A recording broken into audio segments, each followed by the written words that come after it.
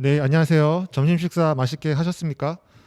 저희 두 번째 키노트 세션입니다. 제가 먼저 두 번째 키노트 세션에 대해서 연사분을 소개시켜 드리도록 하겠습니다. 두 번째 세션의 연사는 배순민 KT AI2X의 연구소장님이십니다. 연사님에 대해서 간단히 소개를 드리자면 배순민 박사님은 현재 KT AI2X의 연구소장이시며 AI 미래포럼 공동의장, 카이스트 KT 공동연구센터 공동연구소장이십니다.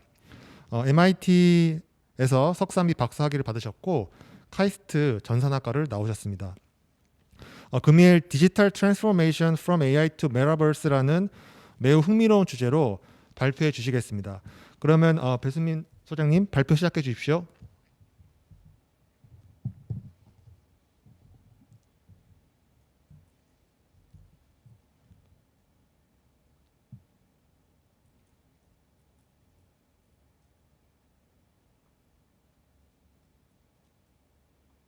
안녕하세요. 화면 잘 보이시나요?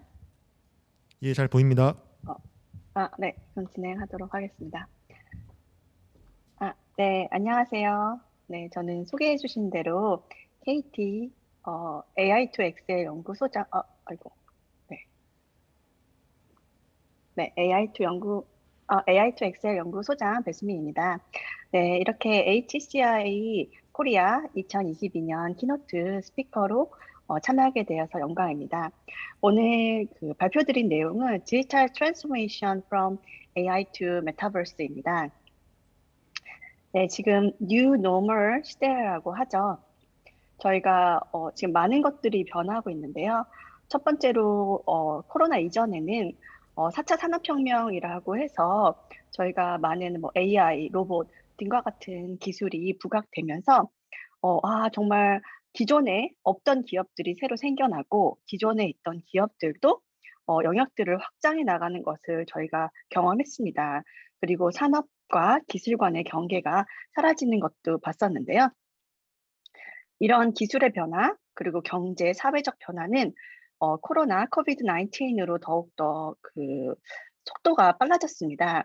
지금 저희도 이렇게 비대면으로 만나고 있는데요.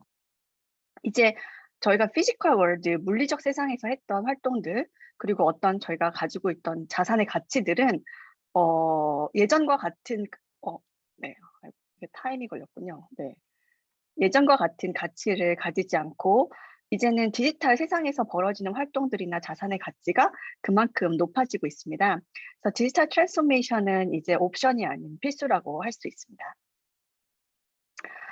네, 이렇게 디지털 트랜스포메이션에서 특히 부각되는 기술들이라고 하면 컴퓨팅 파워가 좋아지고 또 센서들이 많아지고 배터리 기술이나 게임 엔진, XR, 웹 3.0, 그다음에 블록체인 같은 기술들이 이제 도래를 했고요. 이런 기술들을 기반으로 해서 조금 immersive experience가 강조가 되는 것 같아요. 좀 기대치도 올라가고 있고요. 그다음에 embodied intelligence, AI가 뭔가 tangible 하고 embodied 돼 있다, 이런 intelligence에 대한 기대치도 올라가고 있는 것 같습니다. 네, 특히 저도 개인적으로 이 인터페이스의 혁신이 좀 AI에 집중하게 된 계기가 되었는데요. 저희가 2007년 아이폰의 등장으로 해서 터치는 정말 아주 중요한 인터페이스가 되었습니다.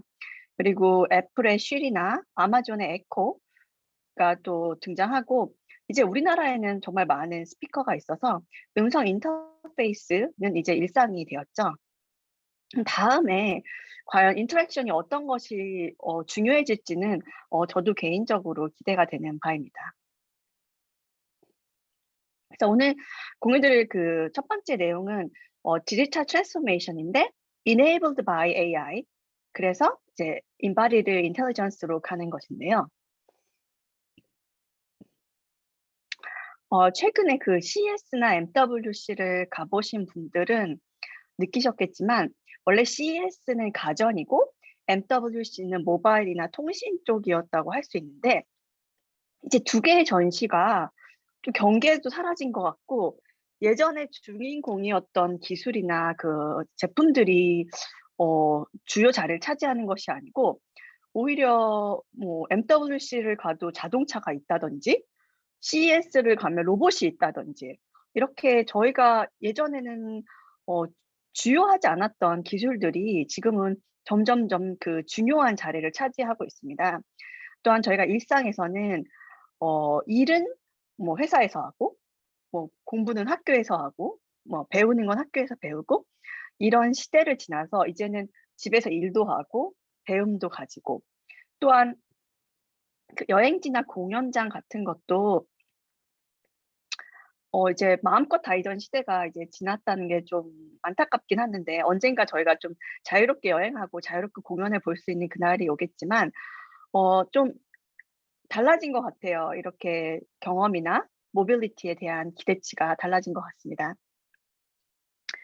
그래서 로봇에 대해서도 어 뭐 저희가 기대했던 것만큼 막 로봇이 일상에 내 옆에 있지는 않은 것 같아요. 하지만 로봇과 인터랙션 이런 기술들은 점점점 현실에 다가오고 있고 음 저희의 뭐 상업적 그 공장에서만 보이던 로봇들이 이제 상업 현장에서도 이제 보이는 것을 알 수 있습니다.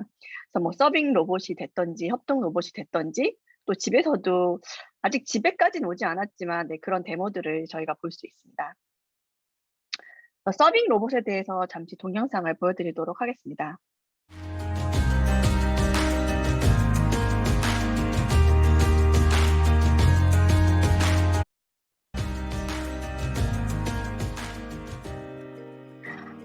로봇이라는 게 어떻게 보면은 많은 기술의 집합체인데요.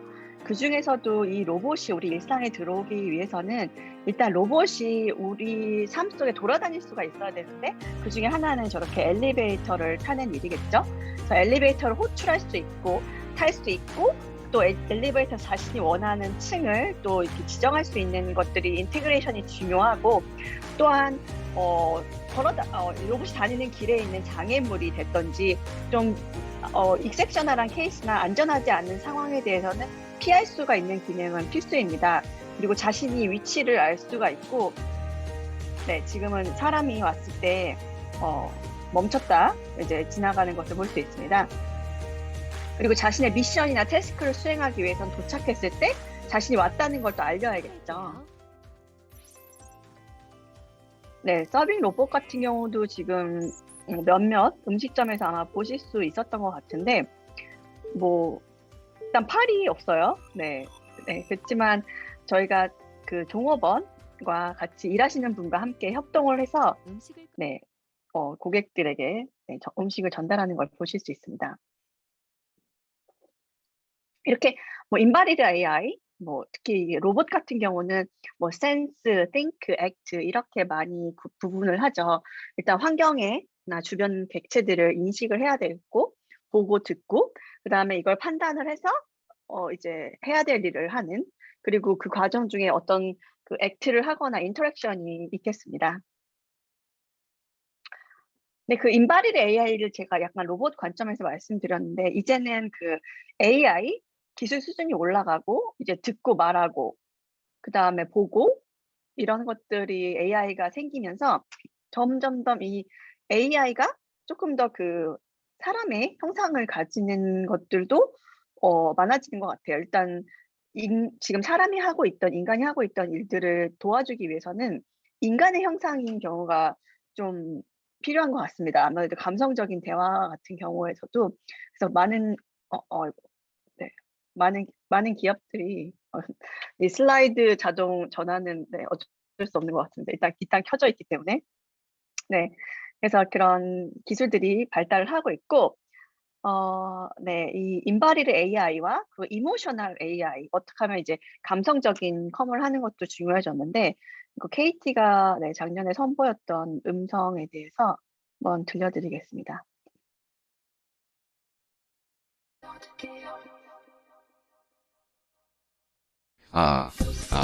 잘 들리나?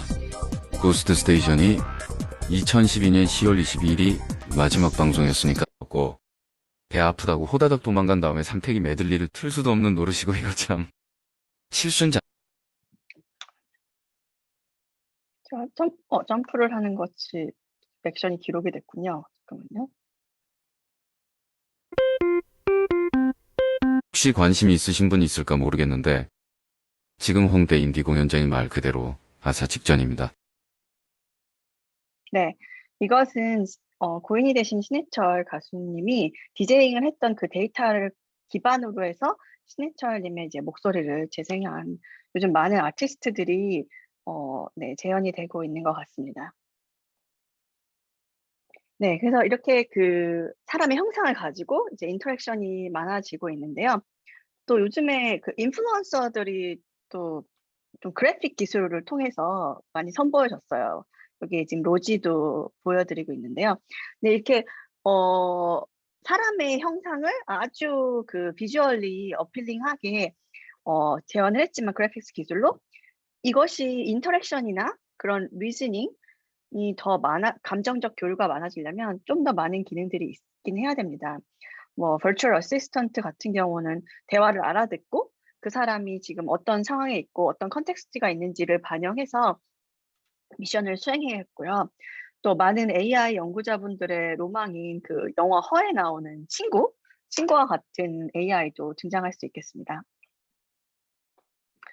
또 이런 그 디지털 AI, 디지털 휴먼이 그러니까 그래픽스 기반이든지 이렇게 AI 기반으로 생겼을 때 또 많은 현장에서 많은 그 산업군에서 필요가 있는데요. 뭐 고객을 대응한다든지 개인 비서가 된다든지 헬스 코칭 이런 것들이 있을 수 있습니다. 네, 그래서 또 이어서 메타버스에 대해서 말씀을 드리겠는데 메타버스가 이제 이머시브 익스피리언스 이상을 지금은 말을 하고 있죠. 그래서 메타버스랑 디지털 트랜스포메이션의 관계에 대해서 이제 저는 좀 체감을 하는 편인데요. 그래서 저희가 가지고 있는 사람, 피지컬 사람과 이제 디지털 사람, 그리고 피지컬한 오브젝트와 이제 어, 버추얼 디지털 오브젝트, things 이런 것들이 트랜스포메이션이 되고 이제 컨버전이 되는 것들 이런 것들도 이제 메타버스의 하나의 그런 중요한 플로우고 그다음에 시간이나 공간에 대해서도 메타버스 안에서의 그런 생성이나 그런 움직임 이런 것들은 디지털 대전환의 뭐 저는 결정체라고 생각을 합니다. 그래서 그 메타버스가 지금 뭐 기술적으로도 물론 이제 관심을 받겠지만 시대적으로 메타버스가 신드롬이 나오고 있는 거, 특히 MZ 세대랑 연관이 되는 이유는 그들이 자라온 환경에 좀 다른 것 같습니다. 우리가 그 세대를 나눌 때 뭐 베이비붐 세대, X세대, 밀레니얼 세대, G세대를 나오는데 이 세대마다 그 자라는 환경 속에서 자라는 시간 속에서 겪게 되는 디지털 디바이스가 많이 달랐던 것 같습니다. 베이비 붐 세대 같은 경우는 태어나서 살다 보니까 이제 TV가 생기고 X세대 같은 경우는 TV를 어렸을 때 보면서 자랐는데 학생이 됐을 때 이제 퍼스널 컴퓨터가 생기고 그다음에 밀레니얼 세대 같은 경우는 이제 TV도 있고 퍼스널 컴퓨터도 있는데 이제 핸드폰을 들고 다니던 이제 시대가 됐죠. 그리고 G세대 같은 경우는 당연히 TV도 있고 퍼스널 컴퓨터도 있고 핸드폰도 다들 들고 다녔는데 거기에 이제 학교 가려면 태블릿에 접속해야 되고 예, VR 글라스 나오고 그래서 경험했던 것이 다른 것 같습니다. 그래서 지금 밀레니얼 세대, G세대 같은 경우는 디지털 라이프가 엄청 자연스러운 거죠. 그리고 원 퍼슨이 멀티 페르소나를 가지는 것도 뭐 SNS나 게임 활동을 통해서 익숙해졌습니다. 그래서 디지털에서 어떤 활동이나 어떤 에셋이 있다는 것은 밀레니얼 세대, G세대, 특히 G세대한테는 아주 실감나는 일이고 아주 중요한 일이고 액티비티입니다.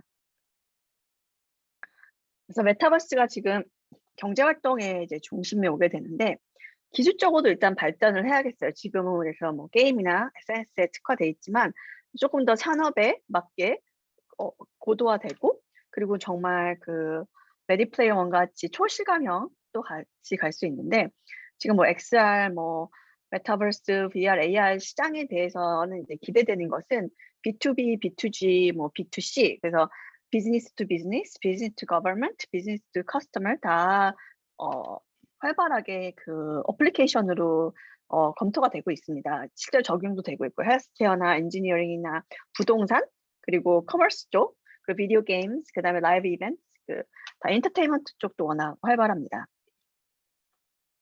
저희가 이것들은 이 시대적 변화는 원래도 올 것이었지만 코로나 때문에 훨씬 빨리 당겨졌습니다.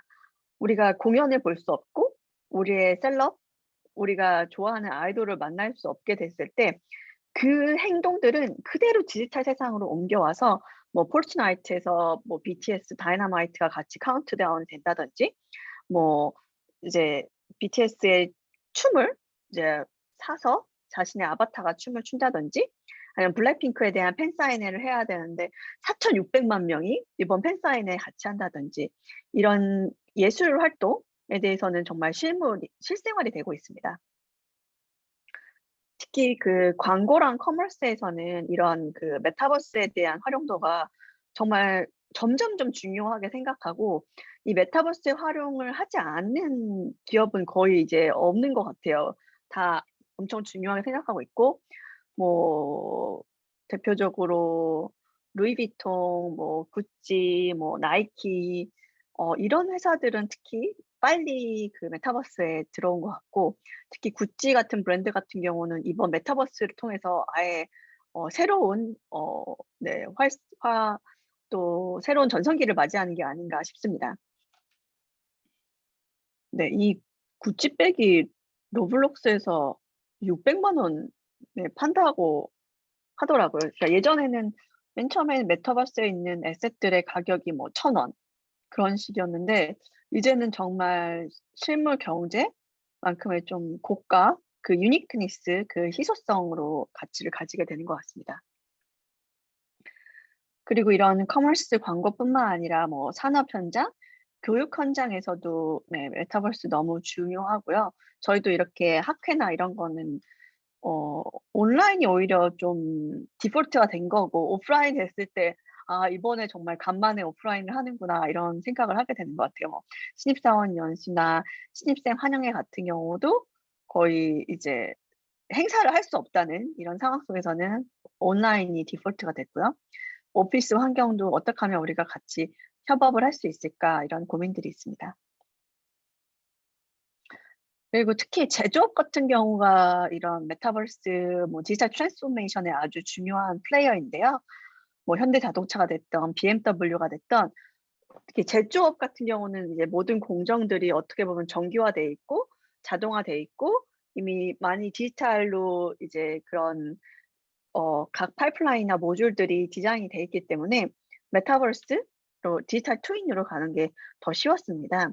그래서 최근 그 엔비디아 행사 작년 엔비디아 행사에서 뭐 BMW는 이제는 모든 공장은 다 네 디지털 트윈을 한번 만들고 디자인하고 네 공장도 짓고 설계도 그러니까 개발 라인도 이제 디자인을 하겠다라고 아예 선포를 했고요. 이랬을 경우에는 개발 기간도 단축이 되고 비용도 단축이 된다고 합니다. 또한 이제 많은 그 커머스 뭐 백화점 이런 쪽들도 오프라인 상점들 도 이제 어떻게 하면 이제 메타버스나 VR, AR들을 접목할 수 있을지는 요즘 가장 주요한 관심사인 것 같습니다. 그리고 지금 NFT를 또 빼놓을 수가 없겠는데 뭐 이미 뭐 NFT를 다루는 회사들의 가치는 기업 가치는 많은 그 피지컬 월드를 다루는 기업들의 가치를 뭐 넘었다라고도 지금 말을 하더라고요. 그리고 어떤 분들은 실제로 그 실물 자산에 그 보유하는 것보다 가상 자산을 더 많이 보유하고 계신 분들도 있고 이런 NFT나 이런 코인들이 거래되는 거래 액수가 진짜 꽤 큰 단위로 네 거래가 되고 있는 것 같습니다.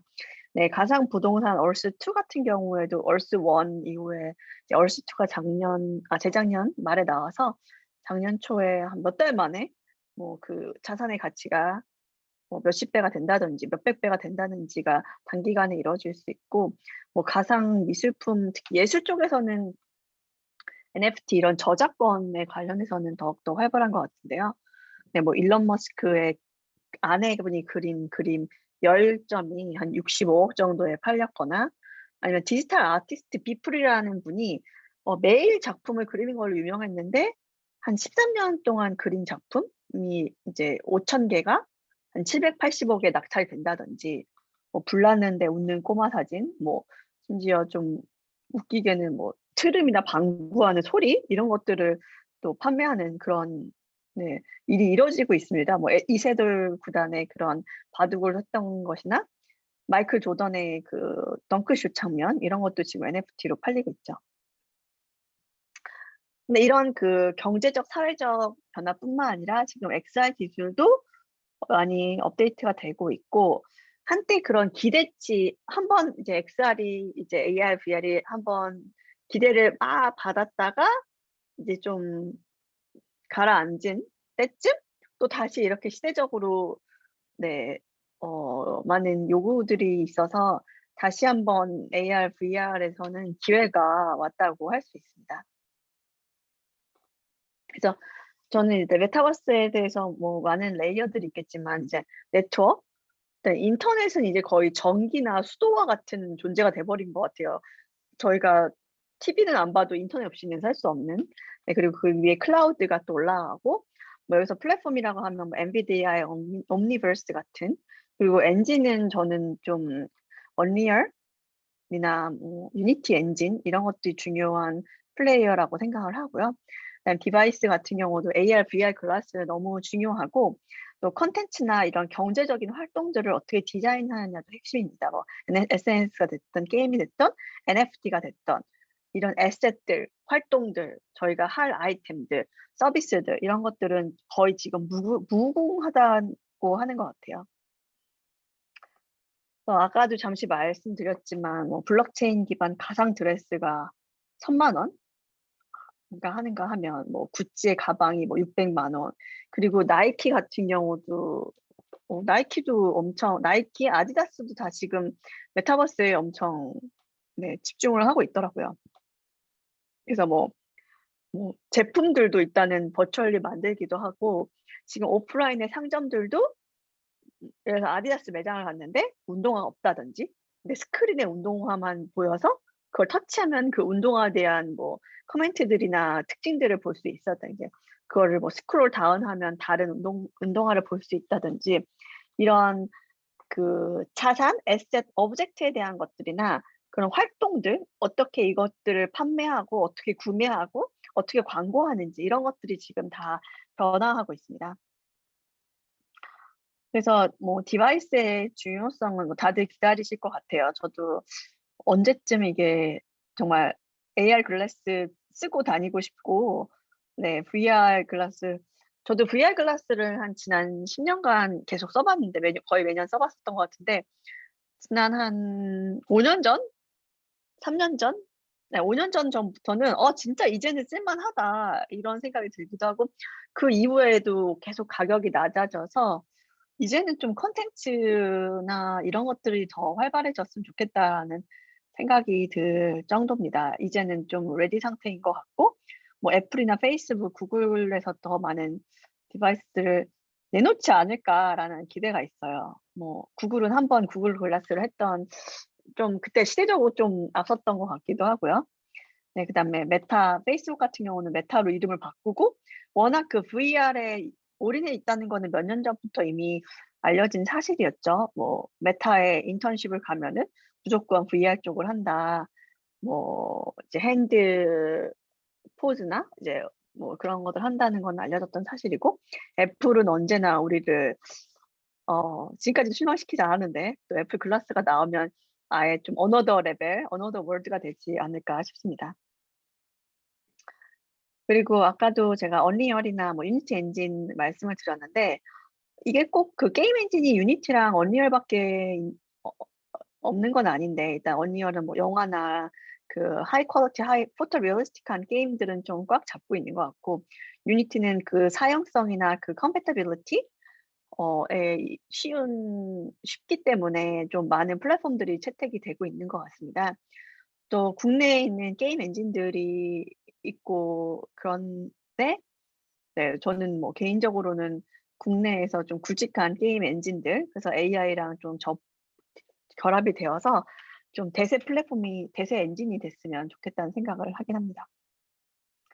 네, 그래서 언리얼 같은 경우는 거의 뭐 하이퍼 리얼리스틱한, 포토 리얼리스틱한 것들에 다가가고 있고요.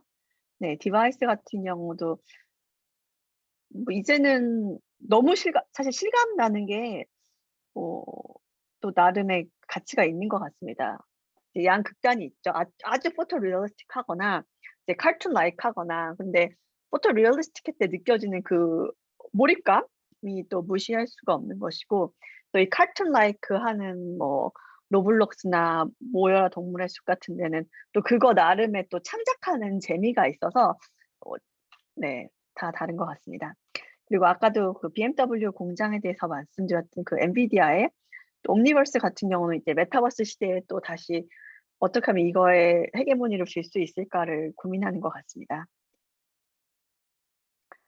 네, 잠시 그 KT 기술 소개를 좀 해드리면은, 네, KT가 부동산이 많아요. 예전부터 그 전화국이 가장 시내 중심에 있었기 때문에 주요 요지에 좋은 빌딩들을 많이 가지고 있고, 그런 걸 요즘에 또 공유 오피스로 많이 전환을 하고 있어요. 그리고 요즘 건설사들이 이제 모델하우스를 사람들이 올 수 없으니까 이런 VR로 이제 사람들한테 정보를, 네, 그 경험을 전달해 주고 싶은 생각도 있고, 집들이도 마찬가지죠. 그래서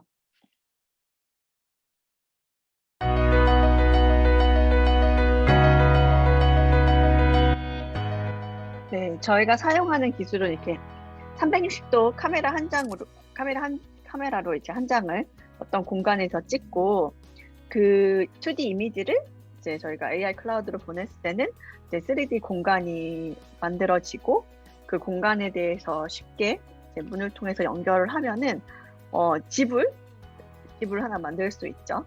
그러면은 그 집에서 저희가 뭐 표시하고 싶은 것들이나 좀 변경하고 싶은 것들이 있으면은 네, 바로 거기서 어노테이션을 할 수가 있다든지, 객체를 뭐 추가하고, 네, 그 3D 스트럭처에 맞게 어태치를 할 수가 있고, 그러면 사용자가 이렇게 내비게이션 했을 때 훨씬 시간 나는 경험을 하게 되는 것 같습니다. 네, 아이고.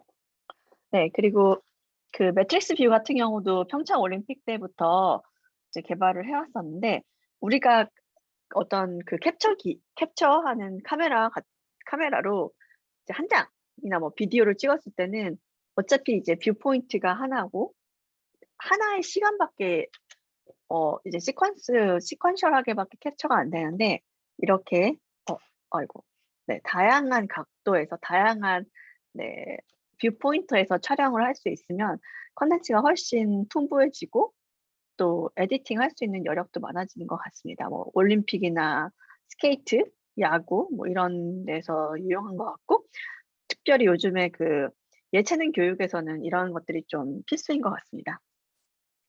이것도 동영상 보여드리도록 하겠습니다. XR 스튜디오는 무선 매트릭스 뷰와 다시점 3D 영상 분석 기술로 19대 카메라가 210도 영역에서 크리에이터의 자유 시점 영상 및 3D 포즈 정보를 제공합니다.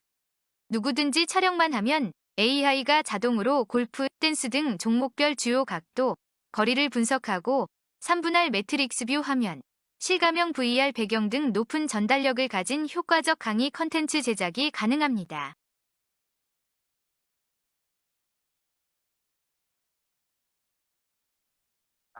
네. 네, 보통 모션 캡처 스튜디오 하면 뭐 10억, 뭐 20억, 몇십억이 드는데, 이거는 좀 저렴한 비용으로 네, 캡처를 할 수 있고 컨텐츠를 이제 만들어낼 수 있는 그런 장점이 있습니다. XR 네. 그리고 또 저희가 공간, 또 사람에 대한 것들이 아주 중요한데, 모션, 뭐 포즈 애니메이션 기술은 최근 한 3년? 4년간 정말 아주 비약적으로 발전을 해서 그 퀄리티나 속도 이런 거에 대해서는 아주 좋아진 것 같습니다. 그래서 KT도 이런 리얼 큐브나 리얼 댄스를 아이고, 아이고, 잠깐만요. 리얼 댄스가 지금 곳곳에 설치가 되고 있고 각종 교육기관이나 지자체에서는 이런 예체능 활동에 대해서 관심이 많은 것 같습니다. 네, 그 차이나는 클래스에서 했던 영상인데요. 네, 한번 보시겠습니다. 진지 표정. 오빠 아이돌처럼 해주세요.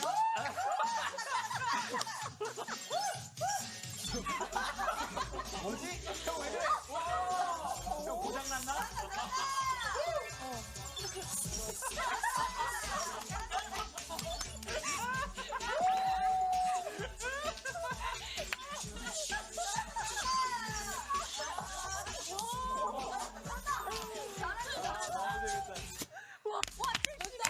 몇 점? 1점. 아, 나 그 엔딩 포즈 못했다.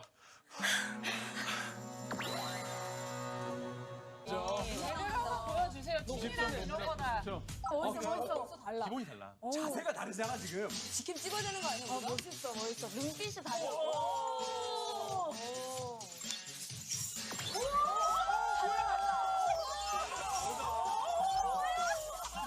이게 멋있어. 사기캐잖아요.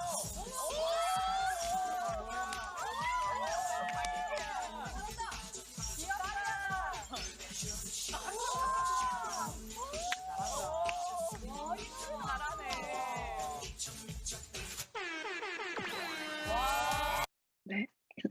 그러니까 작년에 그 차이나는 클래스에서 이제 제가 방송을 했을 때 저희가 만든 앱을 가지고 방송국에 가서 이제 네, 이렇게 핸드폰으로 했었는데 엄청 좋아하시더라고요. 근데 실제로 이거 오상진 아나운서가 이때 71점으로 1등을 하셨어요. 근데 알고 보니까 중간 쉬는 시간에 혼자 연습을 하셨다고 하더라고요. 그래서 맨 처음에는 뭐 48점 정도였는데 계속 연습하니까 70점대까지 올라가셔서 결국 1등을 하신 거예요. 그 반면 이제 몬스타엑스의 민혁 군은 처음 보는 춤을 이제 췄는데 네, 점수가 낮았습니다. 그 이유가 이게 저희가 올림픽 스포츠 경기도 보시면 기술 점수와 예술 점수가 있는데 예술적으로는 민혁 군이 훨씬 잘하는데 오상진 아나운서가 그걸 다 외워서 정확하게 했던 거예요. 그래서 네, 점수가 높았는데 그런 AI가 지금 할 수 있는 데이터 드리븐은 조금 더 객관적인 정보는 모델링이 가능한데 주관적인 건 잘 안 되는 것 같습니다.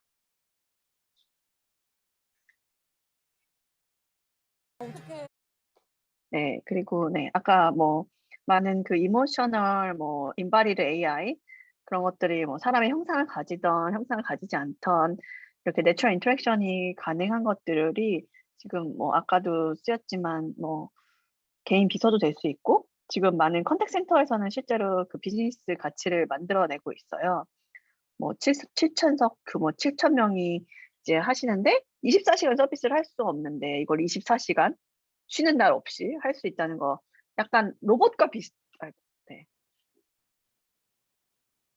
비슷하죠. 로봇도 장점이 쉬지 않는다는데 사실 로봇은 쉬어야 됩니다. 로봇은 배터리 라이프가 지금 길지 않아서 전선을 오프라인을 꽂지 않으면은 사실은 분명히 쉬어야 되는데 어쨌든 사람에 비해서 오히려 좀 쿨하기도 하고 편할 때도 있죠. 네. 네, 그래서 그 디지털 트랜스포메이션에 저는 이네이블러는 AI다. 그리고 디지털 트랜스포메이션의 결정체가 이제 메타버스라고 이제 말씀을 드리는데요. 그래서 저희가 AI를 하기 위해서도 데이터가 필요하고 또 이 AI를 통해서 데이터 그리고 디지털 에셋을 만들어 줄 수 있어요. 그리고 이 메타버스가 또 고객들의 그런 데이터를 기반으로 사용자의 데이터를 기반으로 만들어지고 또 이 메타버스에서 모여진 사용자의 그런 정보들이 또 다시 이렇게 메타버스를 강화시키는 이런 선순환이 지금 뭐 이루어지고 있고 더 이루어져야겠습니다. 지금 이 동영상은 오늘 뭐 인바디드 AI나 뭐 immersive experience를 했는데 지금 디지털 트랜스포메이션은 사실 훨씬 더 광범위하게 이루어지고 있어요. 제가 아까 공장도 말씀드리고 뭐 산업 현장도 말씀드렸는데 저는 뭐 스마트 시티 정도가 잘 돼야지 뭐 자율주행도 가능하다고 생각하는데 뭐 스마트 시티는 아니겠지만 CITS에 대한 동영상 한번 보여드리겠습니다.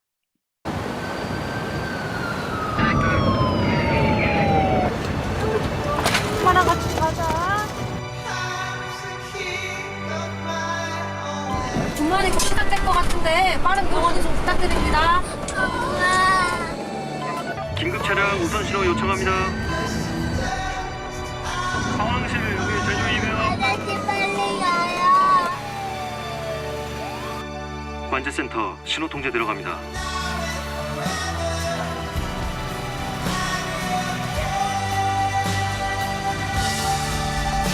우선 신호 받아 정차 없이 바로 통과합니다.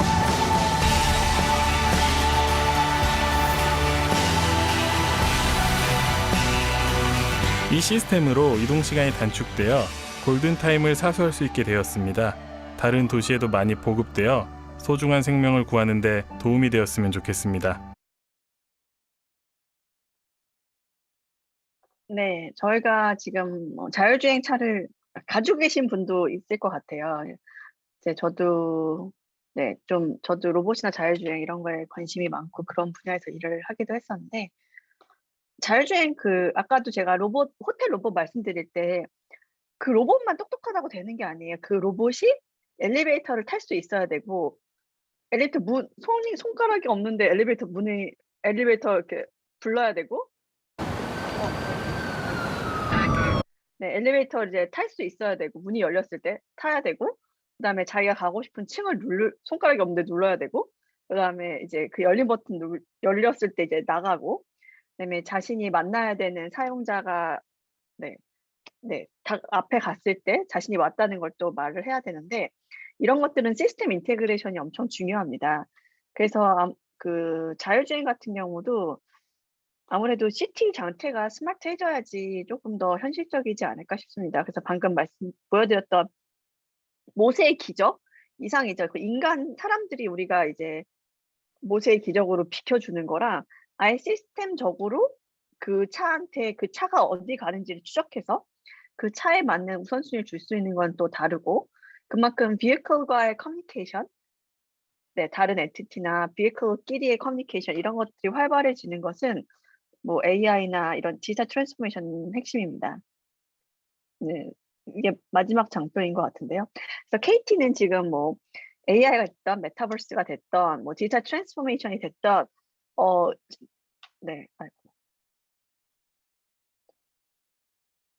모두 이런 에코를 만들어서 하는 것을 중요하게 생각합니다. 서로 다른 사업군이지만 저희가 뭐 기술이나 그런 정보를 공유할 수 있고 전문성 그랬을 때는 코스트나 타임이나 리스크를 이제 줄일 수 있다고 보고 있어서 지금 뭐 AI 원팀, 클라우드 원팀, 메타버스 원팀 등을 결성해서 하고 있고 아까 소개에서도 말씀했지만 지금 뭐 카이스트 KT 공동연구센터도 운영을 하고 있고 여기 나와 있는 많은 기업들과도 저는 직접 만나서 실제로 어떤 문제들이 있고 어떤 데이터가 있는지 함께 보기도 했고 대학들과도 많은 협업을 하고 있습니다. 그래서 디지털 트랜스포메이션, AI, 메타버스 이런 협업 에코의 중요성은 제가 언제나 강조드리고 싶습니다. 네, 이상 마치겠습니다. 감사합니다.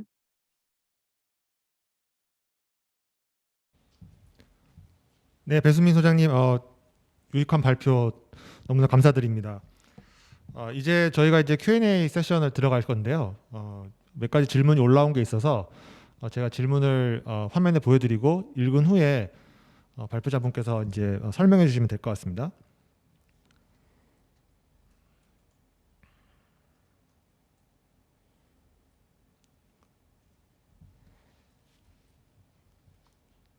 질문을 좀 보니까 메타버스 관련된 질문이 조금 많이 올라온 것 같아요. 그래서 첫 번째 질문을 먼저 이제 말씀드리면 메타버스라는 것이 다루는 범위가 어디까지일까요? 뭐 가상 세계에 들어가는 것도 포함하는 것 같고 VR, AR도 포함하는 것 같고 현실 생활에서 사용하는 AI 기술을 통한 서비스도 포함되는 것 같은데 약간의 추상적인 느낌이 들기도 합니다.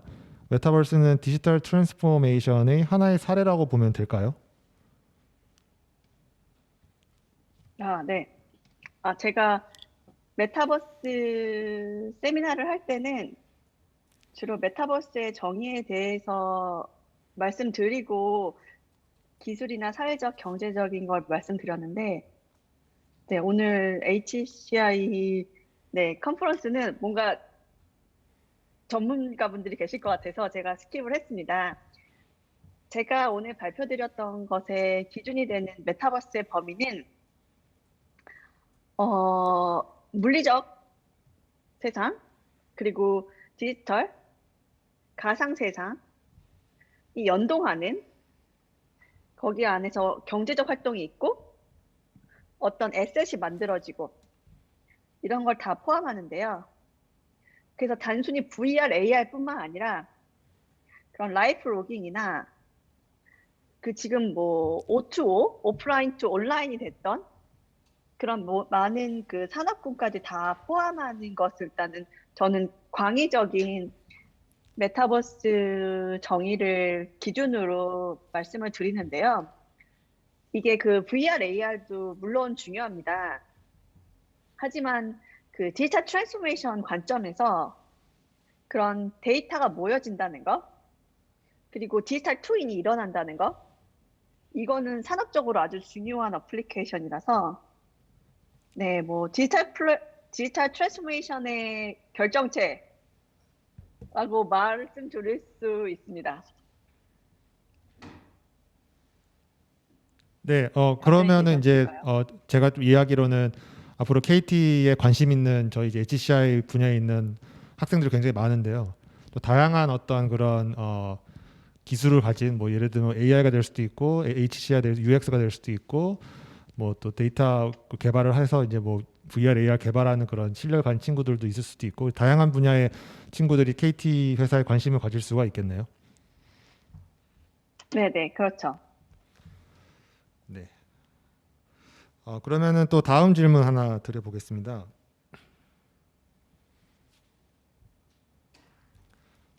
네. 전체적으로 AI와 메타버스 관련 기술 및 응용 서비스에 대해서 설명해 주셔서 감사합니다. AI가 메타버스의 다양한 부분에서 연결될 것이라고 얘기해 주셨는데 조금 더 구체적인 사례를 공유해 주시면 감사드리겠습니다. 네. 제가 아까 AI는 디지털 트랜스포메이션의 이네이블러고 메타버스는 디지털 트랜스포메이션의 결정체라고 말씀드렸는데요.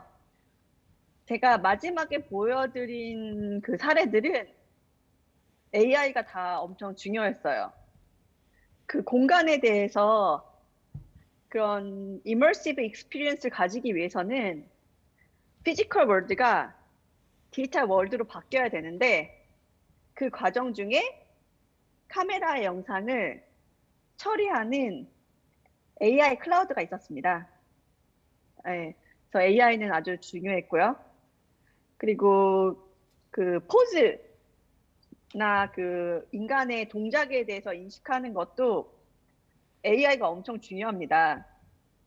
그 우리한테는 머리가 어디 있고 팔이, 손이 어디 있는지가 너무 명확하고 직관적인데 사실 AI한테는 그렇지 않습니다. 그래서 저희가 정말 많은 데이터를 모았어요.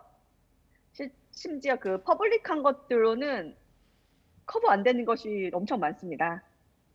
그래서 그런 많은 데이터들을 모아서 AI가 참고할 수 있도록 네, 프로젝트를 진행했습니다. 네, 아까 그 CITS 같은 경우도 그 차량에 대해서 다 인식을 한 거예요.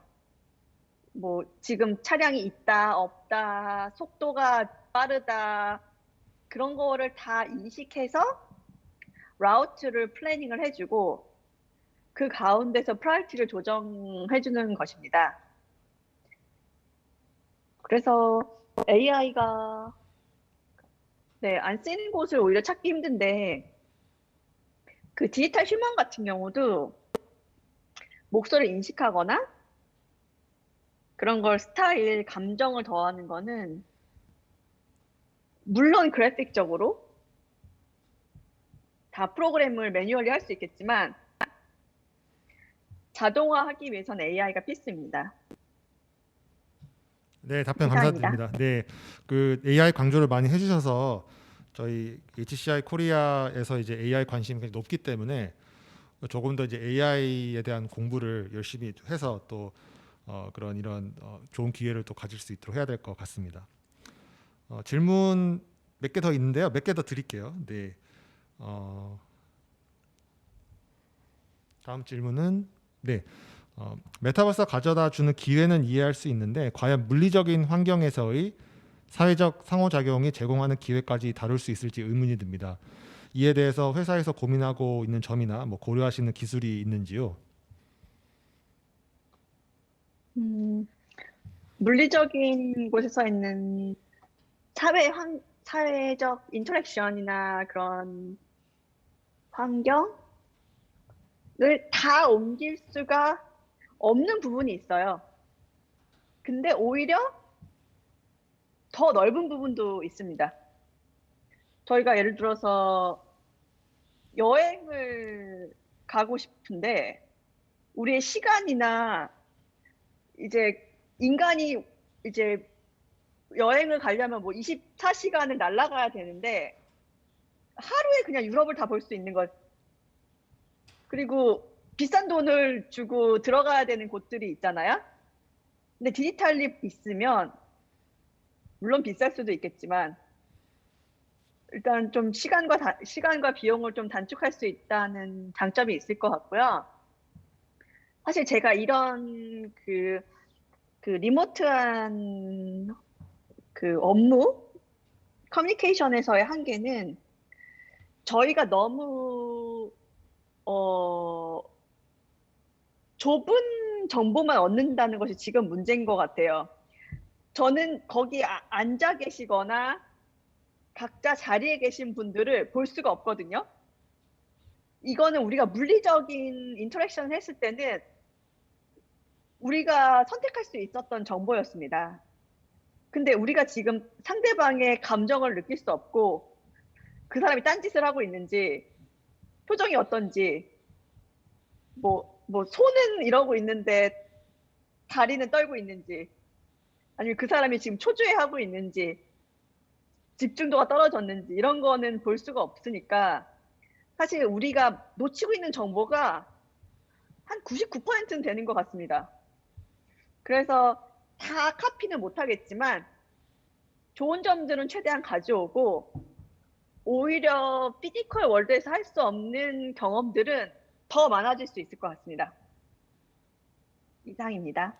네, 답변 감사드립니다. 그 말씀해 주신 거 보니까 오히려 처음에는 좀 이런 온라인 환경이 많이 어색했는데 우리가 이제 어쩔 수 없이 이런 코로나 상황 때문에 온라인이 되면서 온라인에서 경험을 하고 있고 지금은 사실 처음보다는 좀 익숙해지긴 했잖아요.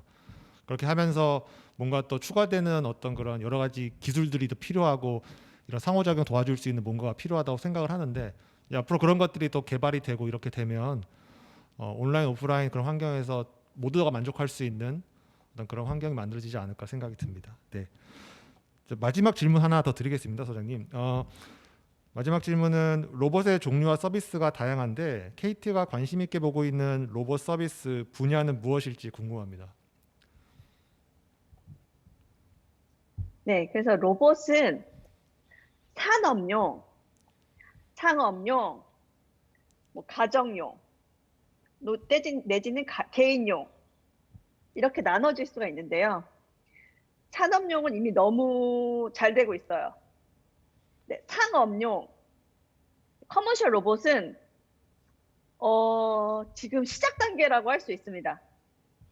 근데 로봇은 일단 눈이 있어야 되고 귀가 있는데 팔이 있는 경우가 있고 바퀴가 있는 경우가 있습니다. 근데 팔이 있으면 엄청 복잡한 일을 할 수 있겠죠? 그래서 지금 KT가 다루고 있는 로봇들은 팔만 있거나 바퀴만 있거나 이렇게 좀 나눠져서 하고 있습니다. 이게 사실은 로봇이 에게 너무 많은 자유도를 주게 되면 저희가 처리해야 되는 환경과의 인터랙션이 너무 많습니다. 일단 이동하면서 팔이 있으면 엄청 위험하거든요.